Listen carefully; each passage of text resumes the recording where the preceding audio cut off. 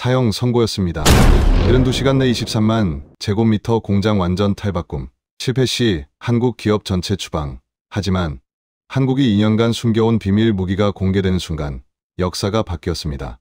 믿을 수 없는 반전이 시작됩니다. 2024년 3월 15일 오전 9시 베트남 박닝성 삼성전자 공장 앞은 아수라장이었습니다. 5,000명이 넘는 노동자들이 공장 정문을 완전히 봉쇄했습니다. 그들의 손에는 플래카드가 들려 있었습니다. 한국은 우리를 기계 취급한다. 더 이상 착취는 안 된다. 72시간 안에 답을 내놔라. 베트남 정부가 삼성에 보낸 공문은 더욱 충격적이었습니다. 정확히 72시간 안에 공장 전체를 완전 자동화하든지 아니면 영구 철수하라는 내용이었습니다. 그것도 글로벌 납품 마감일을 코앞에 둔 시점에 말이죠. 삼성 베트남 공장은 삼성 해외 생산의 30%를 책임지는 곳이었습니다. 연간 600억 달러, 우리 돈으로 78조 원어치의 제품이 이곳에서 만들었습니다. 갤럭시 스마트폰의 절반이 이곳에서 생산되었고 전 세계 140개국으로 수출되었습니다. 72시간, 딱 3일이었습니다. 그 시간 안에 23만 제곱미터 규모의 거대한 공장을 5,000명의 인력이 일하는 생산 라인 전체를 완전 자동화 시스템으로 바꾸라는 것이었습니다. 전문가들은 이렇게 말했습니다. 불가능하다. 최소 6개월은 걸린다. 아니, 1년도 부족하다. CNN은 속보로 이렇게 전했습니다. 삼성, 베트남서 최대 위기. 철수 가능성 90%. 로이터 통신은 한국 기업의 베트남 투자 시대, 종말을 고하나? 라는 제목의 기사를 냈습니다. 그 순간 전 세계 반도체 시장이 요동쳤습니다. 삼성 주가는 장 시작 30분 만에 8% 급락했습니다. 시가총액 15조 원이 증발했습니다. 경쟁사들은 환호했습니다. 삼성이 무너진다. 이제 기회다.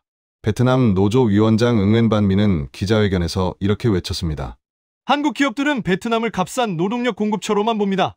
우리 젊은이들을 기계처럼 부려먹고 정작 기술은 하나도 가르쳐주지 않습니다. 이제 선택하십시오. 진정한 협력자가 되든지 아니면 떠나든지. 공장 안은 더 혼란스러웠습니다.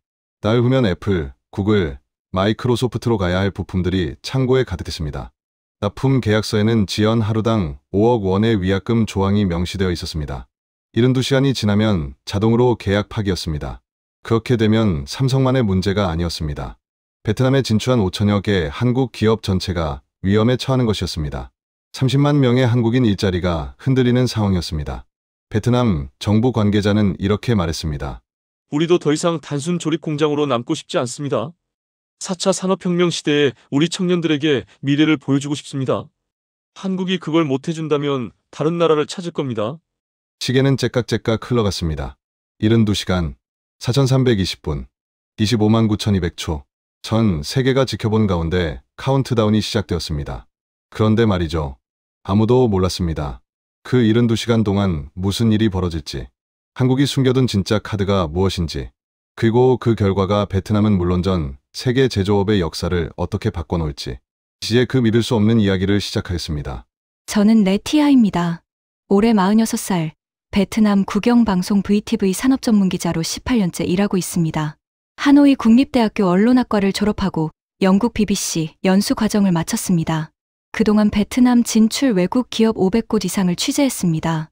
남편 점반미는 하노이 공대 교수입니다. 우리에게는 두 아이가 있습니다. 딸란이 14살, 아들 빈이 11살입니다. 집에는 삼성 냉장고와 LG 세탁기가 있습니다. 한국 제품 품질은 인정합니다. 10년 넘게 고장 없이 잘 쓰고 있으니까요. 하지만 한국 기업의 경영 방식은 늘 의문이었습니다. 솔직히 말씀드리면 처음엔 한국을 믿지 않았습니다. 아니, 믿고 싶지 않았다는 표현이 맞을 겁니다. 제 남동생 하오가 바로 삼성 공장에서 일했거든요. 매일 아침 6시에 나가서 밤 10시에 들어오는 삶이었습니다. 그저 컨베이어 벨트 앞에서 같은 동작을 수천 번 반복할 뿐이었습니다. 하우는 25살이었습니다. 하노이 공대를 졸업했습니다. 꿈이 컸던 아이였습니다. 엔지니어가 되고 싶어 했습니다. 로봇을 만들고 싶어 했습니다. 그런데 삼성에 들어간 지 3년이 지나도록 그가 배운 건 아무것도 없었습니다. 누나, 나는 그냥 부품이야. 기계보다 못한 부품. 어느 날 저녁 하우가 이렇게 말했습니다. 28살 청년의 눈빛이 그렇게 죽어있을 수가 없었습니다. 그래서 저는 그날 아침 노조의 시위를 보면서 속으로 생각했습니다. 잘 됐어. 이제라도 한국 기업들이 정신을 차려야지. 공장 정문 앞에서 방송 준비를 하고 있을 때였습니다. 한 베트남 청년이 제게 다가왔습니다. 기자님, 우리 이야기 좀 들어주세요. 그의 이름은 쩐 반룽이었습니다. 삼성공장 생산직 사원 3년 차였습니다. 저는 원래 기계공학을 전공했어요.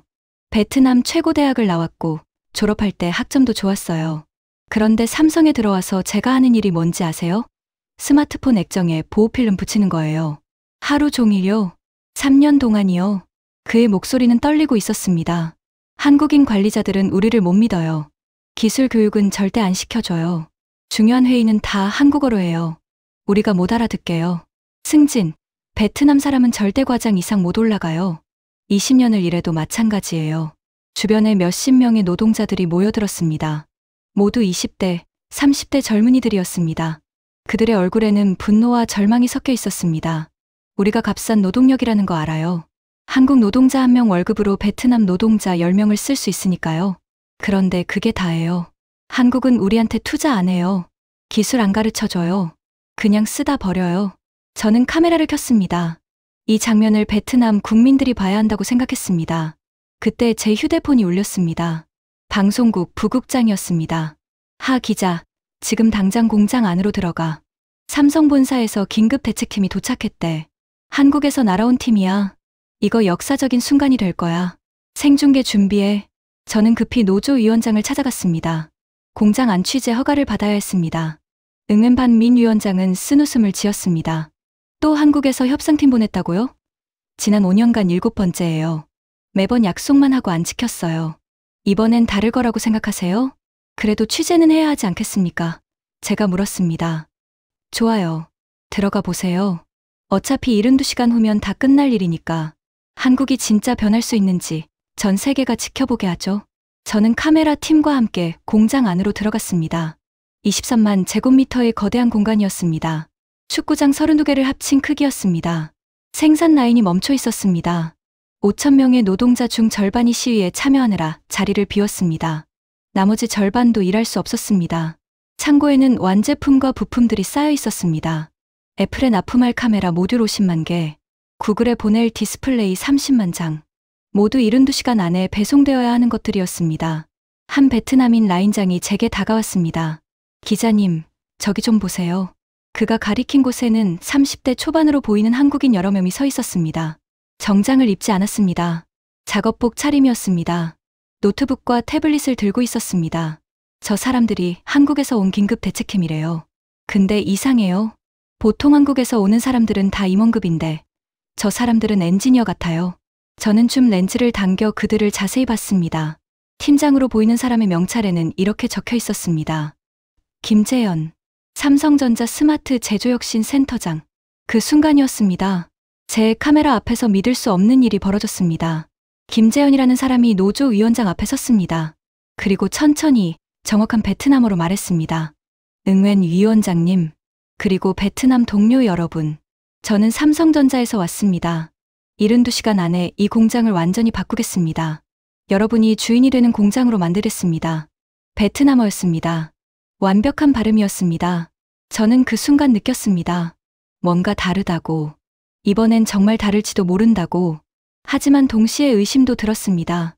72시간, 불가능했습니다. 그들이 아무리 한국 최고의 엔지니어라 해도 이 거대한 공장을 3일 만에 바꿀 수는 없었습니다. 시계를 봤습니다. 오전 10시 30분이었습니다. 정확히 71시간 30분이 남았습니다. 과연 한국은 해낼 수 있을까요? 아니면 이번에도 실패하고 떠날까요? 저는 카메라를 들고 그들을 따라다니기 시작했습니다. 역사의 증인이 되기 위해서였습니다. 사실 이 위기는 하루아침에 터진 게 아니었습니다. 15년 동안 쌓인 불만이 폭발한 것이었습니다. 2009년 삼성이 베트남의 첫 공장을 열었을 때만 해도 모든 게 희망적이었습니다. 10만 개의 일자리, 연간 100억 달러 수출. 베트남 정부는 환호했습니다. 하지만 15년이 흐른 지금 상황은 달랐습니다. 저는 취재 파일을 뒤졌습니다. 지난 10년간 베트남에서 벌어진 외국 기업들의 실패 사례들이었습니다. 2015년 노키아가 베트남 공장을 마이크로소프트에 팔았습니다.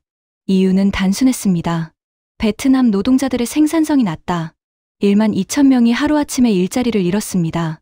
2018년 일본 파나소닉이 베트남 공장 2곳을 폐쇄했습니다. 자동화 시대에 맞지 않는다는 이유였습니다. 8,000명이 거리로 내몰렸습니다. 2021년 독일 지멘스가 베트남 투자 계획을 철회했습니다. 기술력 있는 인력을 구할 수 없다고 했습니다. 모두 같은 말을 했습니다. 베트남은 값싼 노동력일 뿐이다. 첨단 기술은 불가능하다. 그런데 정말 그랬을까요? 베트남 노동자들이 정말 능력이 없었을까요? 저는 하노이 공과대학 응우엔 교수를 찾아갔습니다. 그는 20년 동안 제조업 인력을 연구한 전문가였습니다.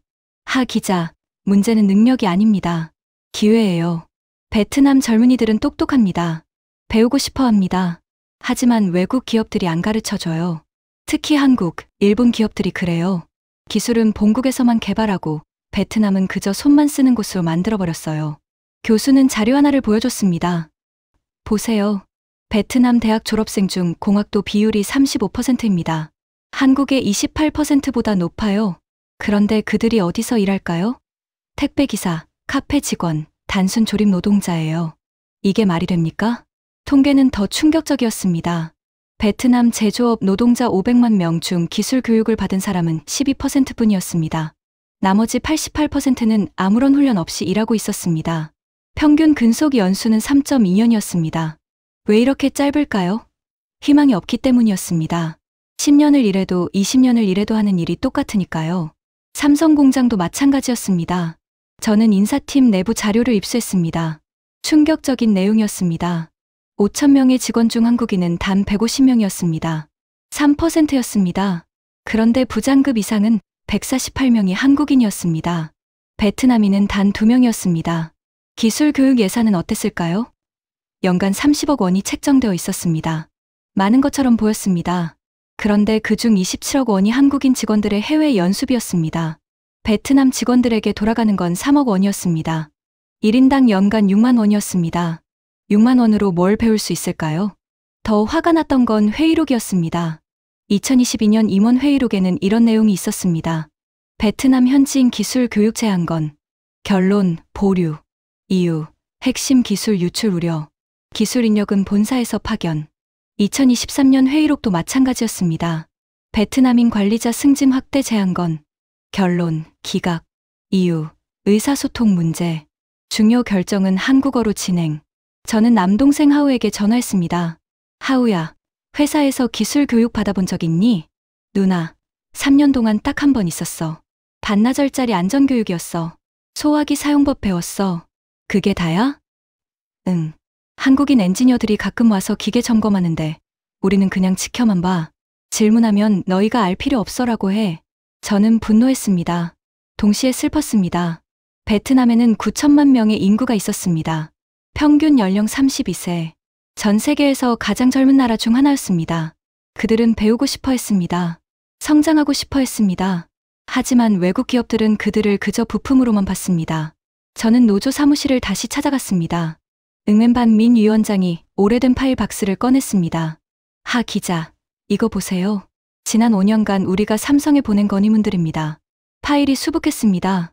저는 몇 개를 펼쳐봤습니다. 2019년 3월, 기술 교육 프로그램 개설 요청. 답변, 검토 중. 2020년 7월, 베트남인 관리자 비율 확대 요청. 답변, 내부 논의 필요. 2021년 11월, 자동화 시스템 도입 시 재교육 요청. 답변, 시기상조. 2023년 5월, 스마트 팩토리 전환 시 베트남 엔지니어 참여 요청. 답변, 검토하겠음. 모든 답변이 똑같았습니다. 검토 중, 내부 논의, 시기상조. 응웬 위원장이 말했습니다. 한국은 약속만 하고 안 지킵니다. 5년 동안 7번 회의했어요. 매번 곧 개선하겠다고 했어요. 하지만 바뀐 건 아무것도 없어요. 그의 책상 위에는 사진 한 장이 있었습니다. 10살쯤 돼 보이는 여자아이가 웃고 있었습니다. 제 딸입니다. 이름은 응웬티란이에요. 이 아이가 커서 엔지니어가 되고 싶대요. 로봇 만드는 사람이 되고 싶대요. 그런데 제가 이 아이한테 뭐라고 말해야 할까요? 베트남은 그냥 부품 조립만 하는 나라야. 꿈은 접어라고 말해야 할까요? 그의 눈빛이 붉어졌습니다. 저는 이번이 마지막이라고 생각했어요. 한국이 진짜 변할 마음이 없으면 차라리 떠나는 게 낫다고 생각했어요. 우리 젊은이들한테 거짓 희망을 주느니 차라리 깨끗이 정리하는 게 낫다고요. 저는 아무 말도 할 수 없었습니다. 그때 공장 밖에서 함성이 들렸습니다. 노동자들의 구호 소리였습니다. 우리에게 기술을, 우리에게 미래를, 우리에게 존중을. 5천 명의 목소리가 하나가 되었습니다. 베트남 9천만 국민의 분노와 좌절이 그 목소리에 담겨 있었습니다. CNN 기자가 위원장에게 물었습니다. 만약 한국이 72시간 안에 문제를 해결하지 못하면 어떻게 하시겠습니까? 응웬 위원장은 단호하게 말했습니다. 영구 폐쇄입니다. 삼성뿐 아니라 한국 기업 전체에 대한 신뢰가 무너질 겁니다. 시계를 봤습니다. 오후 2시였습니다. 68시간이 남았습니다. 과연 한국은 15년간 쌓인 불신을 3일 만에 깰 수 있을까요? 저는 회의적이었습니다. 아니, 솔직히 불가능하다고 생각했습니다. 하지만 저는 몰랐습니다. 그 순간 공장 안에서 무슨 일이 벌어지고 있는지를, 한국팀이 무엇을 준비하고 있는지를, 그리고 그들이 가진 진짜 무기가 무엇인지를. 이제 그 이야기를 들려드리겠습니다. 공장 중앙 회의실에서 첫 미팅이 열렸습니다. 저는 카메라를 켜고 구석에 섰습니다. 한국팀은 총 8명이었습니다. 생각보다 적었습니다.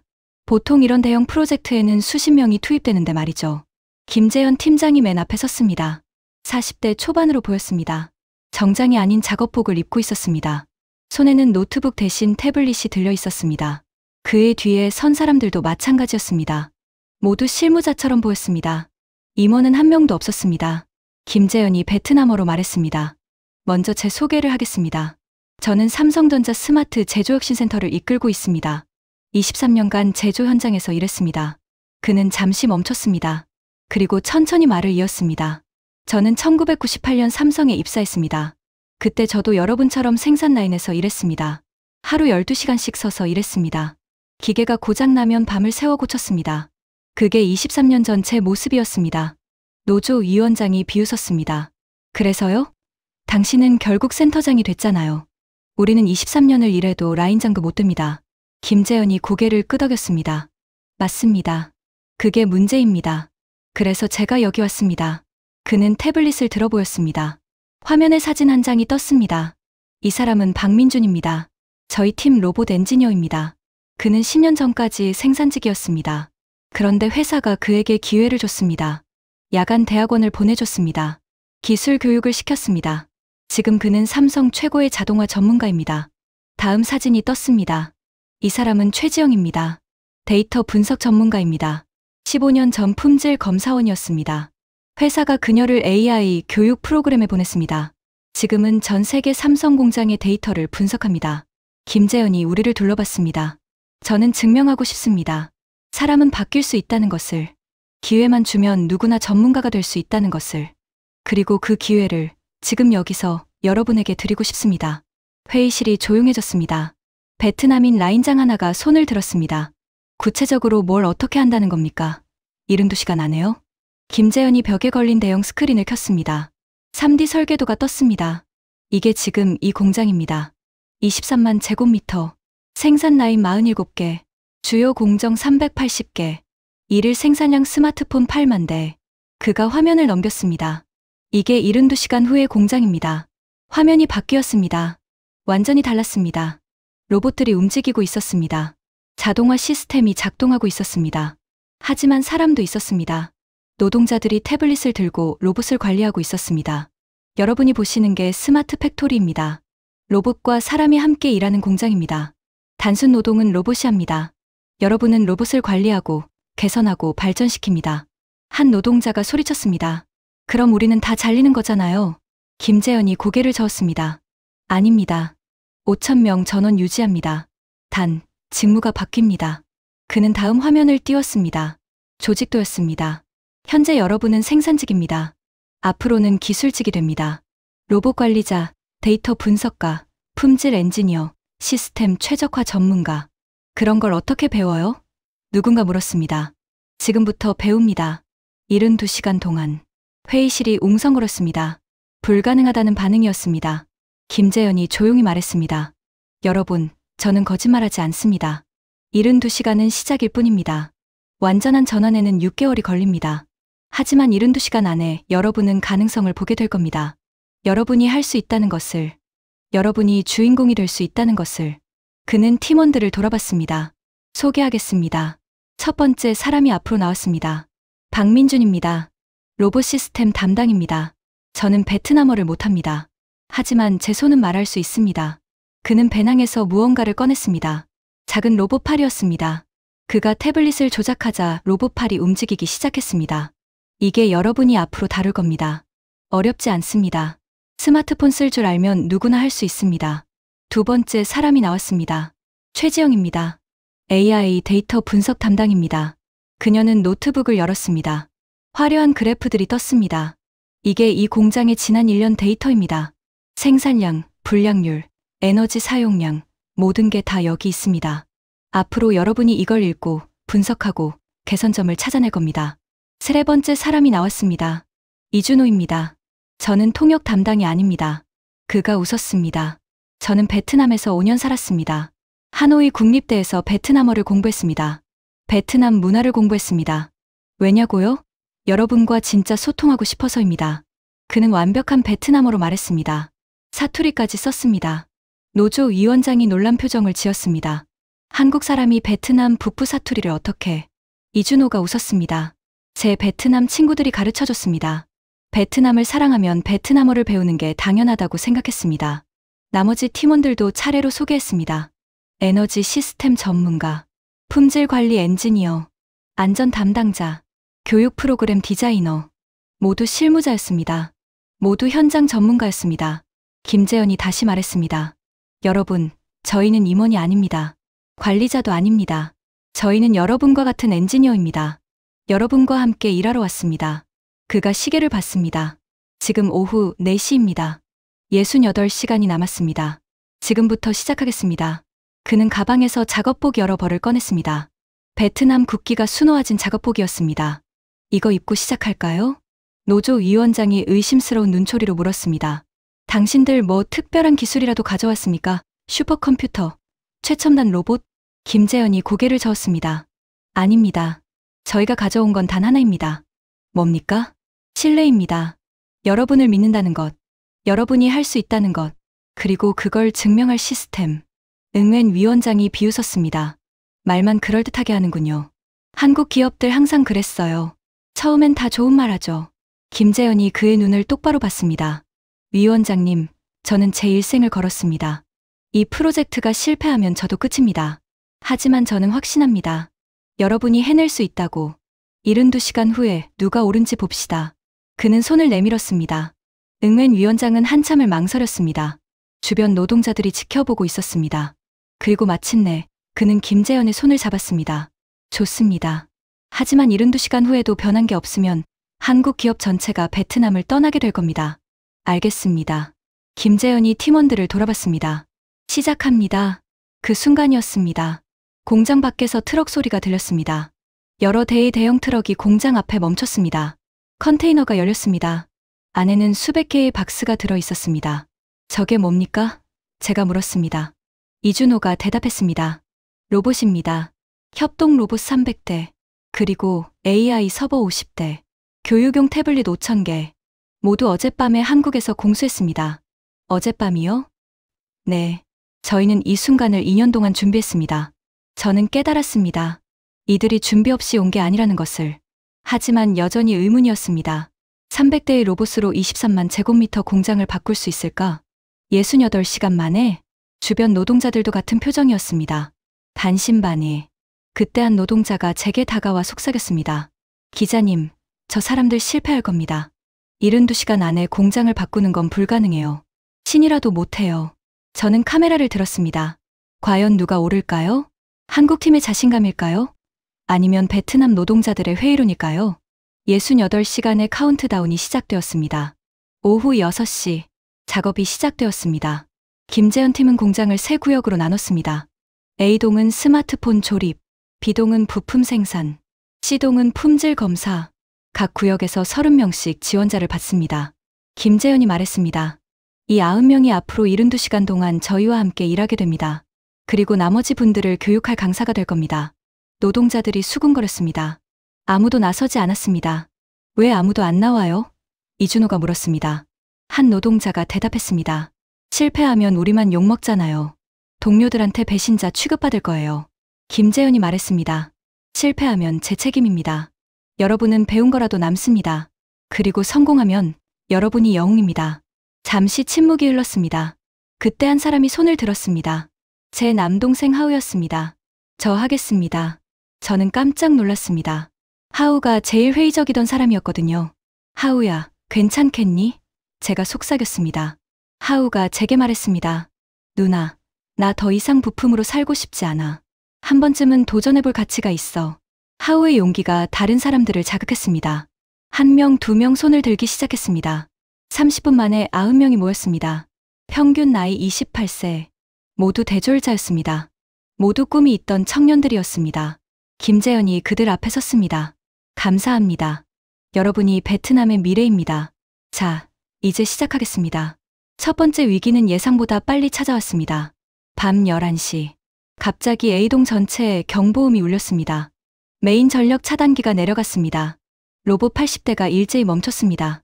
박민준 엔지니어가 전력 제어반을 확인하더니 창백해졌습니다. 안 돼.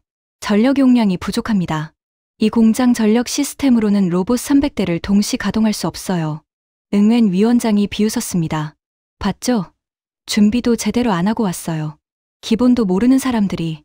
베트남 전기 기술자가 고개를 저었습니다. 전력 시스템 업그레이드는 최소 일주일 걸립니다. 부품도 없고요. 한국 팀원 하나가 중얼거렸습니다. 이거 완전히 끝났는데.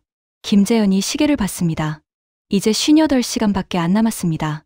그의 목소리는 침착했지만 이마에 땀이 맺혀 있었습니다. 그때 구석에서 하우가 일어났습니다. 손이 떨리고 있었습니다. 저기요. 질문 하나만 해도 될까요? 말씀하세요. 김재현이 대답했습니다. 로봇을 꼭 동시에 다 켜야 하나요? 구역별로 순차 가동하면 안 될까요? A동 작업 끝나면 전력을 B동으로 돌리고. 박민준의 눈이 커졌습니다. 순차 가동. 그렇게 하면 최대 전력 사용량을 40% 줄일 수 있어요. 베트남 노동자 한 명이 눈물을 닦으며 말했습니다. 하우야, 내가 해냈어. 우리 공장을 살렸어. 새벽 2시. 순차 가동 시스템이 완성되었습니다. 로봇들이 다시 움직이기 시작했습니다. 박민준이 하우의 어깨를 두드렸습니다. 당신이 첫 번째 문제를 해결했습니다. 축하합니다. 하우의 얼굴에 자신감이 번졌습니다. 저는 카메라에 그 순간을 담았습니다. 하지만 가장 큰 위기는 아침에 찾아왔습니다. 오전 8시. 작업 시작 38시간째였습니다. 최지영이 비명을 질렀습니다. 데이터가 15년치 생산 데이터가 전부 삭제됐어요. 저는 카메라를 들고 달려갔습니다. 화면에는 빈 폴더만 남아 있었습니다. 백업 서버도 동시에 다운되었습니다. 명백한 사보타주였습니다. 김재현이 물었습니다. 복구 가능합니까? 불가능합니다. 데이터 없이는 AI 학습이 안 돼요. 로봇이 뭘 어떻게 만들어야 하는지 모르는 거예요. 이제 34시간밖에 안 남았는데. 한국 팀원이 좌절했습니다. 15년치 데이터를 34시간 안에 어떻게.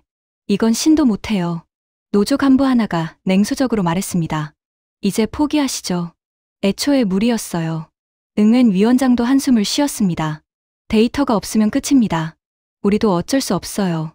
노동자들 사이에서 웅성거림이 커졌습니다. 역시 안 되는 거였어. 포기하는 게 낫겠어. 김재현이 조용히 서 있었습니다. 그의 주먹이 떨리고 있었습니다. 방법이 정말 없습니까? 그 순간이었습니다. 45세 베트남 여성 노동자 팜티란이 천천히 앞으로 나왔습니다. 그녀는 낡은 가방을 열었습니다. 안에는 수십 권의 노트가 있었습니다. 이게 도움이 될까요? 최지영이 물었습니다. 이게 뭡니까? 팜티란이 떨리는 목소리로 말했습니다. 15년 동안 매일 생산 일지를 썼어요. 어떤 제품을 몇 개 만들었는지, 분량은 왜 났는지, 어떻게 해결했는지. 다 여기 있어요. 최지영이 노트를 펼쳤습니다. 빼곡한 숫자와 메모. 날짜별로 정리된 완벽한 기록이었습니다. 이건 완벽한 데이터베이스잖아요. 팜티란의 눈에 눈물이 고였습니다. 저는 제 일의 의미를 찾고 싶었어요. 언젠가 쓸모 있을 거라고 믿었어요. 그래서 매일 밤 집에 가서 기록했어요. 김재현이 그녀의 손을 잡았습니다. 그의 눈도 붉어졌습니다. 그때 다른 노동자 한 명이 일어났습니다. 저도 일지 썼어요. 또 한 명이 일어났습니다. 저도요. 30명이 넘는 노동자들이 자신의 노트를 가져왔습니다. 수백 건이 쌓였습니다. 응웬 위원장이 믿을 수 없다는 표정으로 말했습니다. 여러분이 이런 걸 기록하고 있었어요? 한 노동자가 대답했습니다. 저희도 전문가가 되고 싶었어요. 그래서 공부했어요. 기록했어요. 언젠가 기회가 올 거라고 믿었어요. 김재현이 모든 노동자를 돌아봤습니다. 지금부터 이 노트들을 디지털화합니다. 90명 전원 투입. 밤새 작업이 이어졌습니다. 베트남 노동자들이 자신의 노트를 읽어주면 한국 엔지니어들이 태블릿에 입력했습니다. 15년치 데이터 54,000페이지. 24시간 만에 모두 디지털화되었습니다. 다음 날 오전 8시 최지영이 소리쳤습니다. AI 학습 시작합니다. 서버가 돌아가기 시작했습니다. 15년치 데이터가 순식간에 학습되었습니다. 팜티란이 눈물을 흘렸습니다. 제 노트가 정말 쓸모가 있었네요. 15년이 헛되지 않았어요. 주변에서 박수가 터졌습니다. 노동자들이 팜티란을 끌어안았습니다. 김재현이 그녀 앞에 섰습니다. 당신이 이 공장을 살렸습니다. 당신의 15년 노력이 우리 모두를 구했습니다. 저는 카메라를 들었습니다. 눈물을 참을 수 없었습니다. 이건 단순한 데이터 복구가 아니었습니다. 이건 한 사람의 성실함이 인정받는 순간이었습니다. 하지만 마지막 시험이 남아 있었습니다. 오후 2시. 작업 시작 50시간째였습니다. 갑자기 시동에서 경보음이 울렸습니다. 품질 검사 라인이었습니다. 저는 카메라를 들고 뛰어갔습니다. 로봇이 제품을 검사하고 있었습니다. 그런데 화면에 78% 불량으로 표시되었습니다. 품질 관리 책임자가 소리쳤습니다. 말도 안 돼요. 이 제품들 수작업 검사에서는 3% 불량이었어요. 응웬 위원장이 김재현을 노려봤습니다. 이게 당신들 기수입니까? 로봇이 사람보다 못하잖아요. 이제 22시간밖에 안 남았어요. CNN 기자가 카메라를 들이댔습니다. 센터장님, 이번 프로젝트 실패하는 겁니까? 박민준이 로봇을 점검했습니다. 센서 정상, 알고리즘 정상. 이상 없는데 왜? 베트남 엔지니어 한 명이 절망적으로 말했습니다. 22시간 안에 새 알고리즘 개발은 불가능해요. 김재현의 얼굴이 굳었습니다. 그는 말없이 불량 판정된 제품을 집어들었습니다. 손이 미세하게 떨리고 있었습니다. 그때 하우가 제품을 빛에 비췄습니다. 저기, 이거 보세요. 미세한 홀로그램 스티커가 붙어 있었습니다. 이게 뭡니까? 김재현이 물었습니다. 베트남 품질 검사원이 대답했습니다. 아, 그거요? 우리가 15년 동안 붙여온 검사 완료 표시예요. 전통이죠. 하우가 웃었습니다. 로봇이 이걸 이물질로 인식하고 있어요. 원래 설계도에는 없으니까요. 로봇한테 이게 정상이라고 가르치면 돼요. 어린 베트남 노동자가 손뼉을 쳤습니다. 하우 형, 또 해냈어요. 박민준이 무릎을 쳤습니다. 그렇구나. 로봇한테 베트남 방식을 학습시켜야 해. 2시간 만에 AI가 재학습되었습니다.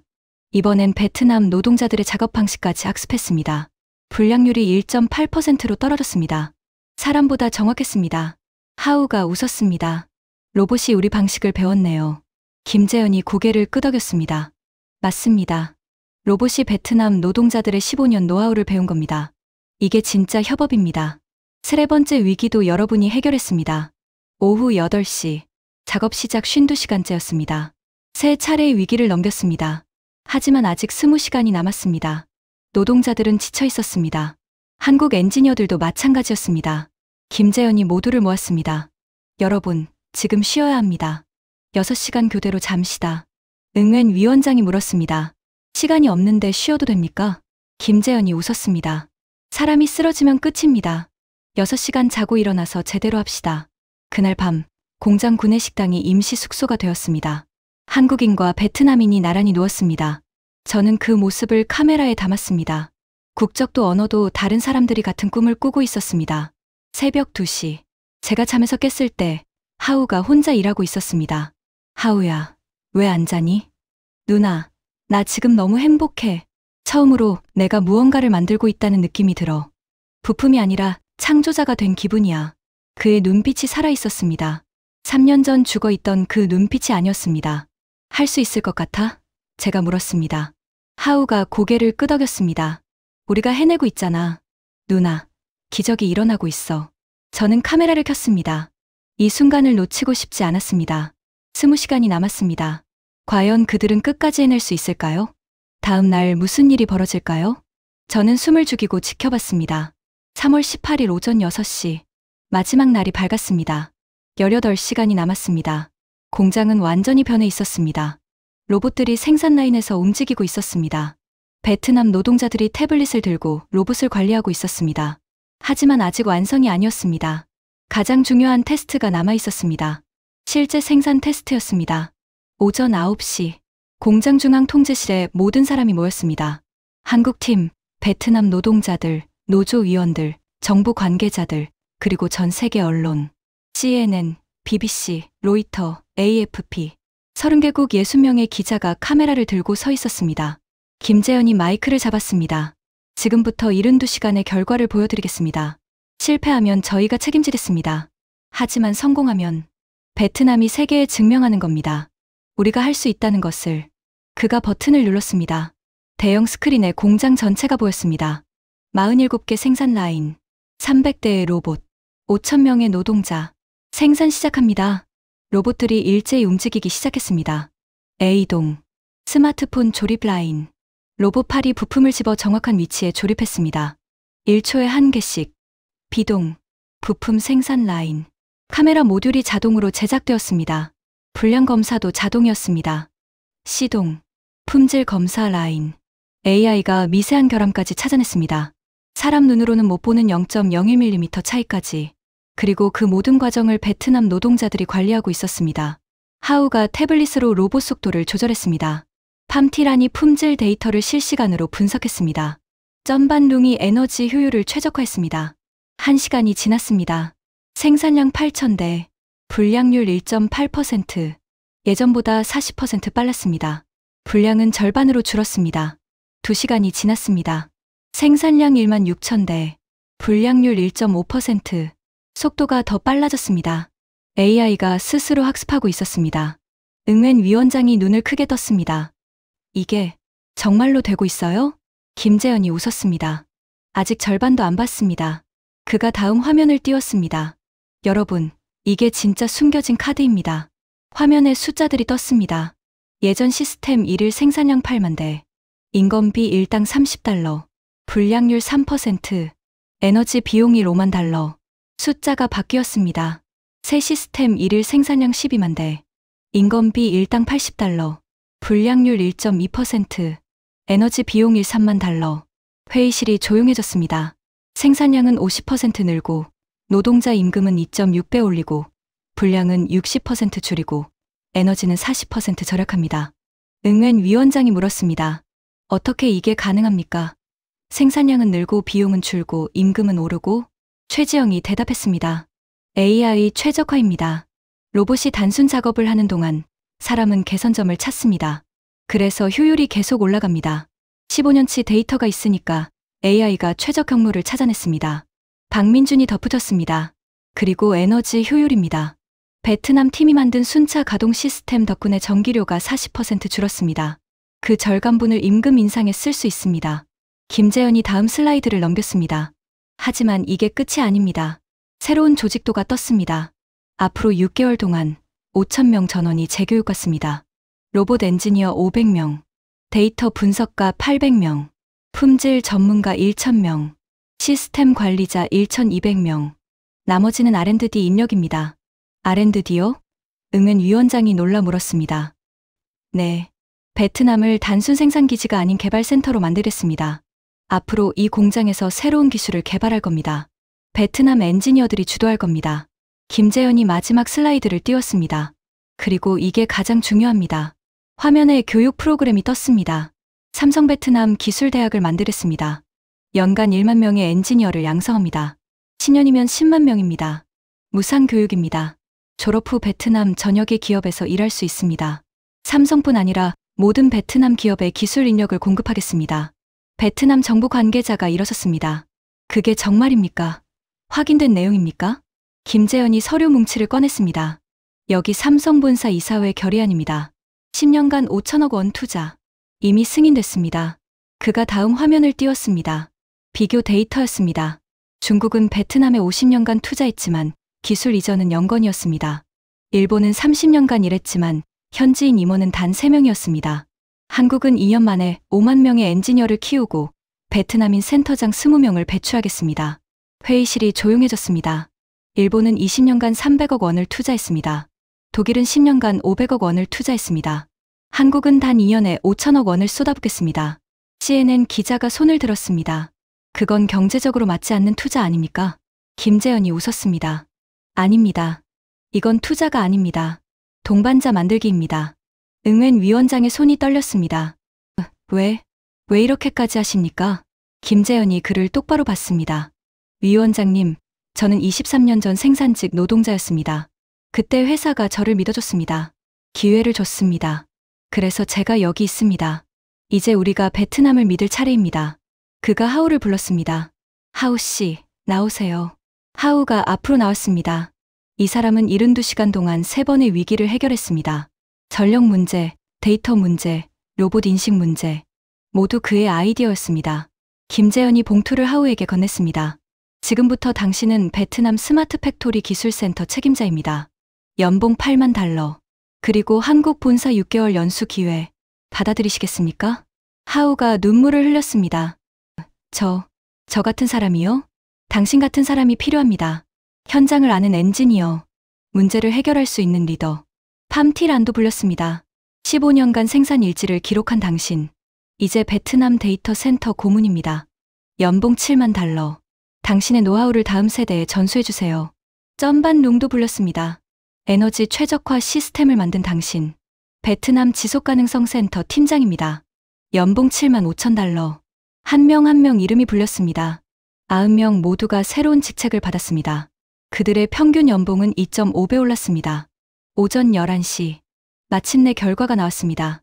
3시간 동안 생산된 스마트폰 2만 4천 대. 불량률 1.2%. 목표 달성 120%.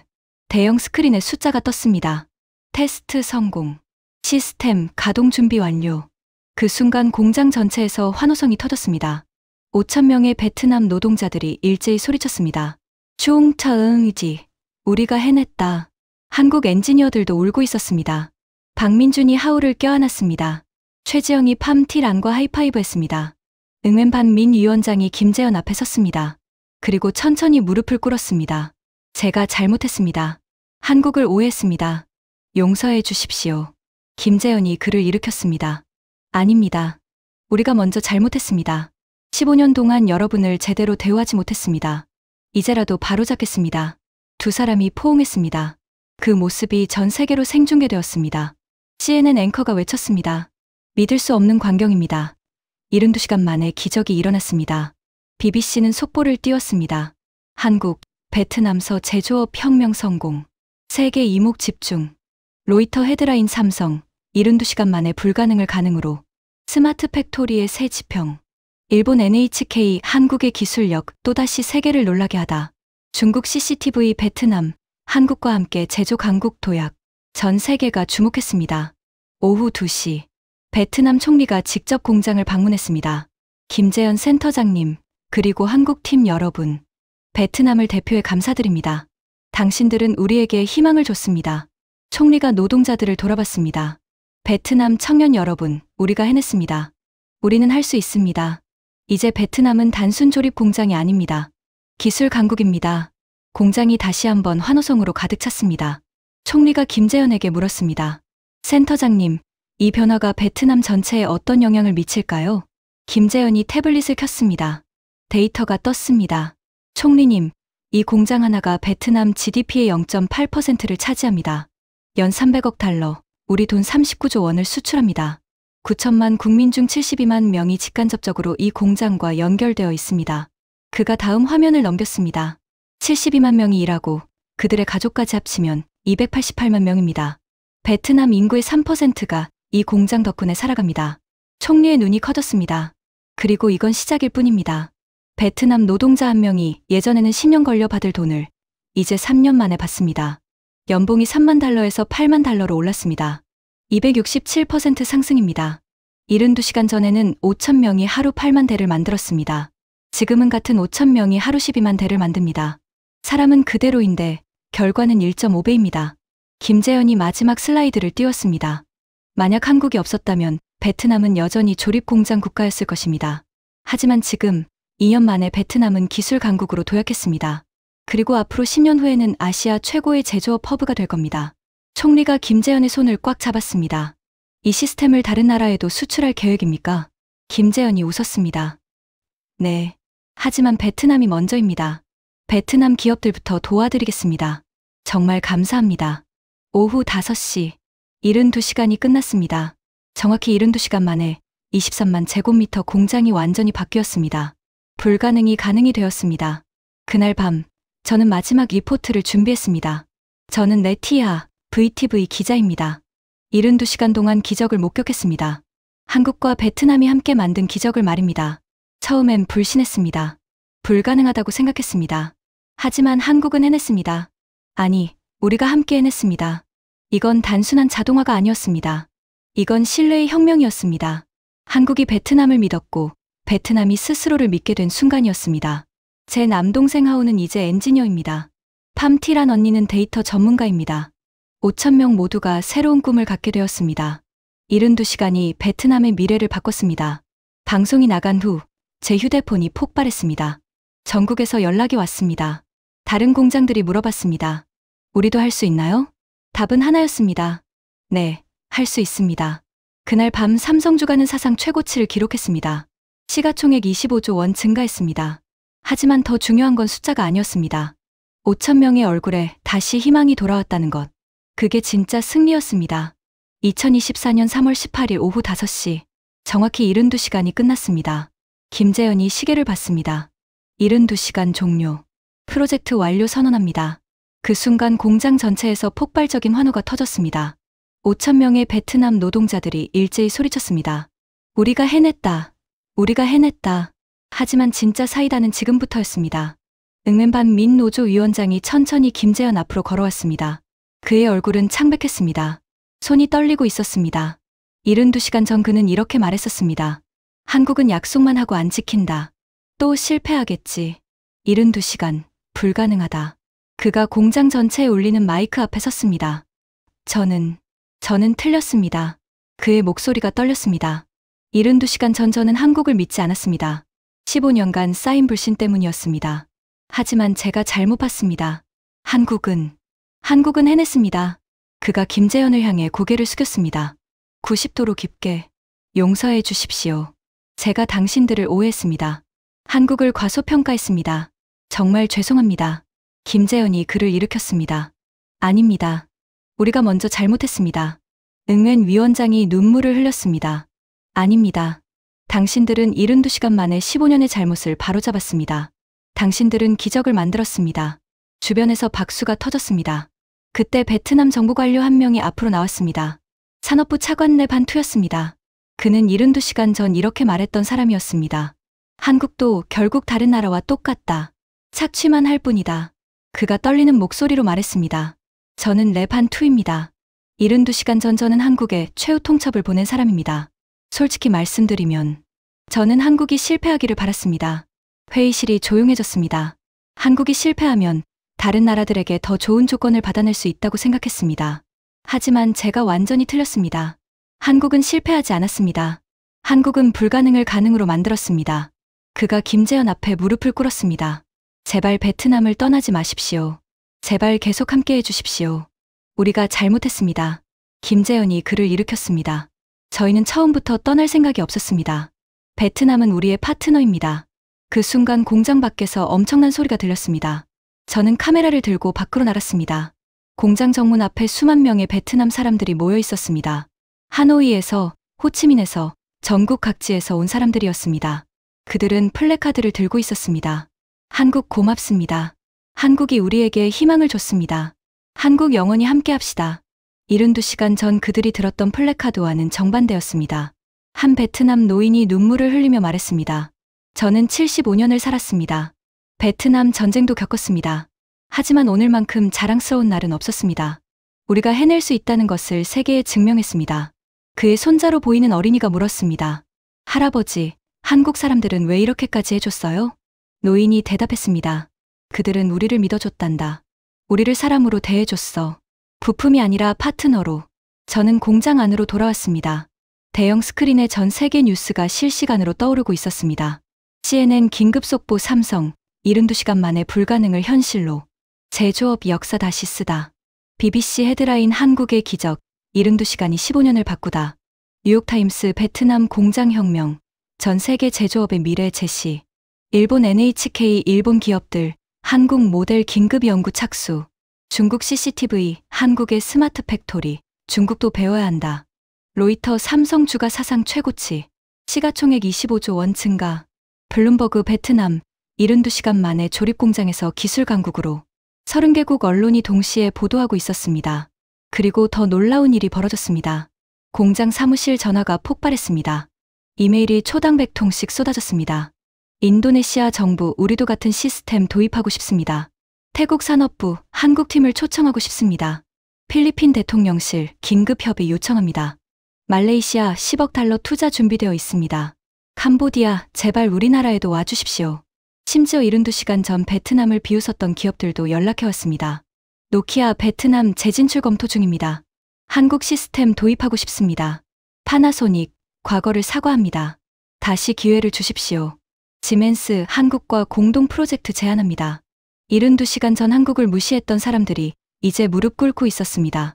저는 72시간 전 인터뷰했던 베트남 노동자들을 다시 찾아갔습니다. 점판룽. 그는 72시간 전 이렇게 말했었습니다. 한국은 우리를 기계 취급한다. 지금 그는 로봇 앞에서 울고 있었습니다. 왜 우세요? 제가 물었습니다. 기자님, 저는 3년 동안 매일 이 자리에서 같은 일만 했어요. 아무 의미도 없었어요. 그런데 오늘 제가 이 로봇을 프로그래밍했어요. 제 손으로 만들었어요. 처음으로 제가 창조자가 된 느낌이에요. 72시간 전 그를 조롱하던 동료가 다가왔습니다. 룽, 미안해. 내가 너 보고 한국 편든다고 욕했잖아. 내가 틀렸어. 너는 옳았어. 그들이 포옹했습니다. 저는 팜 티란을 찾아갔습니다. 15년 노트로 공장을 살린 그녀. 팜 언니, 기분이 어때요? 그녀가 웃었습니다. 하 기자님, 저는 15년 동안 누구도 제 일을 알아주지 않았어요. 매일 밤 집에 가서 노트에 기록했지만 아무도 보지 않았어요. 그런데 오늘 제 15년이 인정받았어요. 제 인생이 헛되지 않았어요. 그녀 옆에는 딸이 서 있었습니다. 엄마, 나도 엄마처럼 엔지니어가 될 거야. 엄마가 자랑스러워. 팜티란이 딸을 안았습니다. 두 사람 모두 울고 있었습니다. 저녁 9시, 베트남 국영방송이 특별 생방송을 시작했습니다. 저는 앵커 데스크 앞에 섰습니다. 시청자 여러분, 저는 레티하입니다. 46살, 18년 경력 기자입니다. 72시간 전 저는 한국을 믿지 않았습니다. 아니, 믿고 싶지 않았습니다. 제 남동생이 한국 기업에서 지쳐가는 모습을 봤기 때문입니다. 하지만 72시간 동안 저는 기적을 목격했습니다. 화면에 영상이 재생되었습니다. 72시간의 모든 순간들이었습니다. 한국은 해냈습니다. 불가능을 가능으로 만들었습니다. 그리고 더 중요한 것은 우리 베트남 사람들도 해냈다는 겁니다. 72시간 전 우리를 무시했던 사람들, 우리를 비웃었던 사람들, 우리를 과소평가했던 사람들. 그들은 지금 무릎 꿇고 있습니다. 한국이 증명했습니다. 사람을 믿으면 기적이 일어난다는 것을. 그리고 베트남이 증명했습니다. 우리도 할 수 있다는 것을. 화면이 다시 공장으로 전환되었습니다. 김재현과 한국팀이 베트남 국기와 한국 국기 앞에 서 있었습니다. 여러분, 이것이 진짜 협력입니다. 이것이 진짜 동반자입니다. 저는 마이크를 내려놓았습니다. 더 이상 말이 필요 없었습니다. 자정. 공장 옥상에 올라갔습니다. 김재현과 하우가 나란히 서 있었습니다. 센터장님, 기분이 어떠세요? 제가 물었습니다. 김재현이 웃었습니다. 72시간 전만 해도 불가능이라고 했죠. 모두가 실패한다고 했죠. 하지만 우리는 해냈습니다. 복수하신 기분이세요? 복수요? 아닙니다. 이건 복수가 아닙니다. 이건 증명입니다. 한국이 할 수 있다는 것. 사람을 믿으면 기적이 일어난다는 것. 하우가 말했습니다.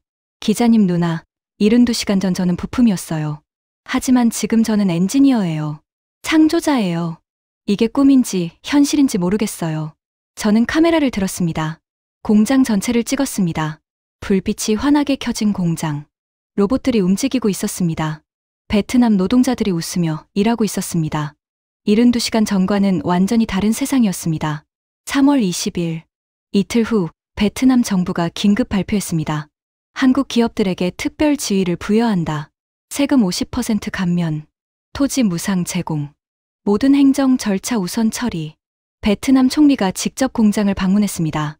김재현 센터장님, 한국팀 여러분. 베트남 9천만 국민을 대표해 감사드립니다.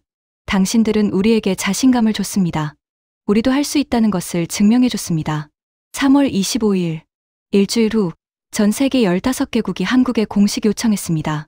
우리나라에도 스마트 팩토리를 만들어달라. 일본 경제산업성 한국 모델을 배우고 싶습니다. 전문가 파견 요청합니다. 독일 지멘스 CEO, 한국과 기술 제휴를 맺고 싶습니다.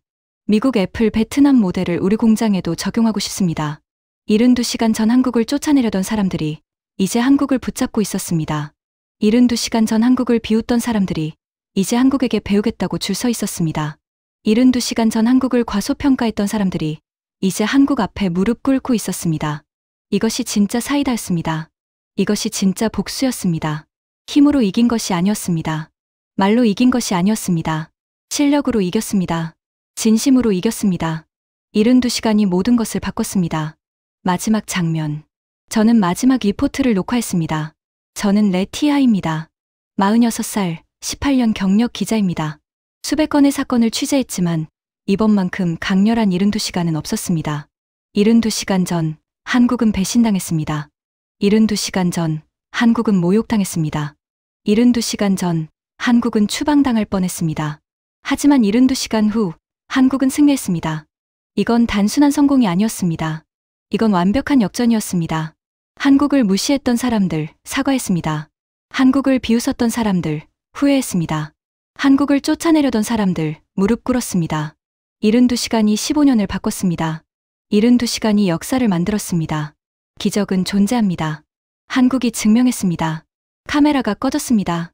그날 밤 저는 마지막 장면을 촬영했습니다. 공장 앞 광장에 5,000명의 노동자들이 모였습니다. 그들은 한국 국기와 베트남 국기를 함께 흔들고 있었습니다. 대한민국, 대한민국, 대한민국. 베트남 사람들이 한국어로 외치고 있었습니다. 응웬반 민 위원장이 마이크를 잡았습니다. 72시간 전 저는 한국에게 최후 통첩을 보냈습니다. 72시간 안에 떠나라고 했습니다. 하지만 지금 저는 말합니다. 한국은 절대 떠나지 마십시오. 영원히 함께 합시다. 폭발적인 환호가 터졌습니다. 김재현이 무대에 올라갔습니다. 베트남 여러분, 72시간 전 저희는 도전받았습니다. 하지만 그 도전이 오히려 기회가 되었습니다. 여러분과 함께 기적을 만들 기회 말입니다. 저는 약속합니다. 한국은 베트남을 절대 배신하지 않을 것입니다. 베트남은 우리의 영원한 파트너입니다. 하늘로 불꽃이 터졌습니다. 72시간의 전쟁이 끝났습니다. 그리고 완벽하게 한국이 이겼습니다. 이 이야기는 끝났지만 여러분의 이야기는 계속됩니다. 72시간이면 인생이 바뀝니다. 세상이 바뀝니다. 한국이 증명했습니다. 불가능은 없다고. 무시당해도 괜찮습니다. 비웃음 당해도 괜찮습니다. 결국 실력으로 이기면 됩니다. 그 순간이 왔을 때 무릎 꿇는 건 그들입니다. 저는 앞으로도 이런 이야기를 찾아다니겠습니다. 한국이 세계를 놀라게 한 순간들을요. 함께 해주실 거죠? 구독 버튼 꾹 눌러주시고 좋아요로 응원해주세요. 다음 이야기에서 또 만나요. 여러분, 포기하지 마세요. 여러분도 할 수 있습니다. 감사합니다.